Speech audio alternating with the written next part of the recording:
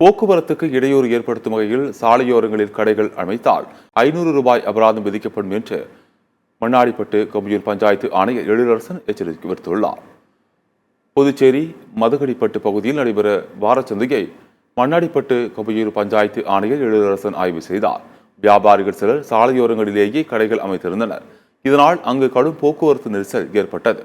அப்போது ஆணையர் எழிலரசன் சந்தை அமைப்பதற்கு ஒதுக்கப்பட்டுள்ள பகுதிகளில் கோடுகள் அமைத்து கோடுகளுக்கு உள்ளே கடைகள் அமைக்க வேண்டும் என்று அறிவுறுத்தினார். அதனை மீறி சாலை ஓரங்களில் கடைகள் அமைத்தாலோ அல்லது வாகனங்களை நிறுத்தினாலோ 500 ரூபாய் அபராதம் விதிக்கப்படும் என்று ஆணையர் எழில்ராஜன் எச்சரித்துள்ளார். பொதுமக்கள் வாங்கி செல்றவங்களுக்கும் ரொம்ப இடையூறா இருக்கு.